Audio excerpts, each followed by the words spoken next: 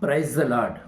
దేవుని యందు ప్రియమైనటువంటి మీ అందరికీ కూడా ప్రభైన యేసు క్రీస్తు నామములో శుభములు తెలియజేస్తూ ఉన్నాను. ప్రియమైన వారలారా, ఈ దినమును దేవుడు మనకు ఆశీర్వాదకరంగా ఇచ్చినందుకు మనమందరం కూడా దేవుడు రక్షకుడైనటువంటి యేసు క్రీస్తుని వారిని మనమందరం కూడా కృతజ్ఞతా స్థుతులతో దేవుణ్ణి మహిమపరచాల్సిన వారమై ఉన్నామని చెప్పి తెలియజేయడానికి నేను సంతోషిస్తూ ఉన్నాను.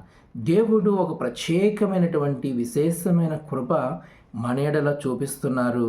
దేవుడు తన కృప చెప్పున మనకు నెమ్మదిని కలగజేస్తూ ఉన్నాడు అని చెప్పడానికి దేవుని సేవకుడిగా మిమ్మల్ని అందరినీ ఆనందింపచేస్తూ, ఎందుకంటే ఎంతోమంది నెమ్మది లేని జీవితము, శాంతి లేని జీవితము, ఆరోగ్యము లేని జీవితము, సమృద్ధి లేని జీవితం అనుభవిస్తున్నటువంటి జీవితములలో దేవుడు తన కృపను అనుగ్రహించి నెమ్మదిను అనుగ్రహించాలని ప్రభువు చూపుతున్న ఆ కృప చేత మనమందరం కూడా తృప్తిపరచబడి మేలు అనుభవించాలని దేవుడు ఆశపడుతున్నాడు.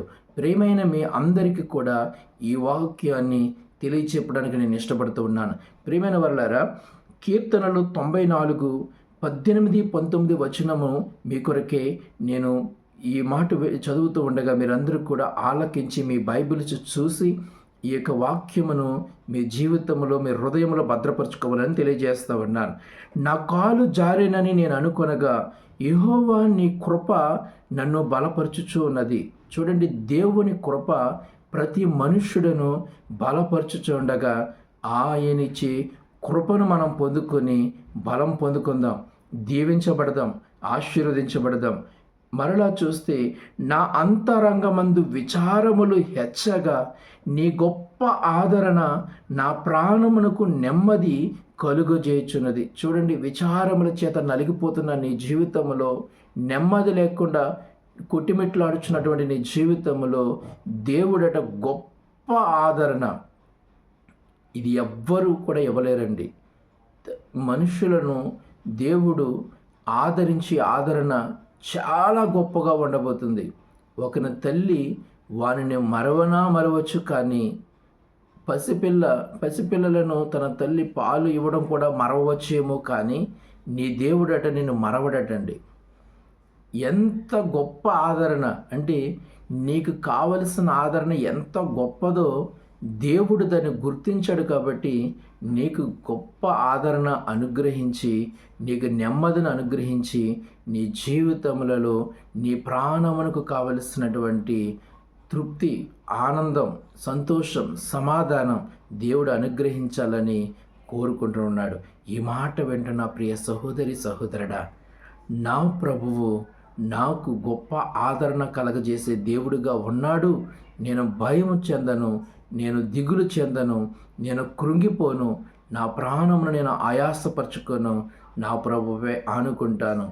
ఎవని మనస్సు ఆయనపై ఆనుకొనెనో వారిని పూర్ణ శాంతి గలవారిగా నా ప్రభువు కాపాడబోతున్నాడన్న సత్యము ఎరిగి కూడా ఇంతకాలం నేను ఎందుకు నా జీవితాన్ని ఇలాగా నేను నాశనం చేసుకున్నాను, నా ఆలోచన చేత నేను కృంగిపోయాను, నా భయముల చేత నేను నలిగిపోయాను.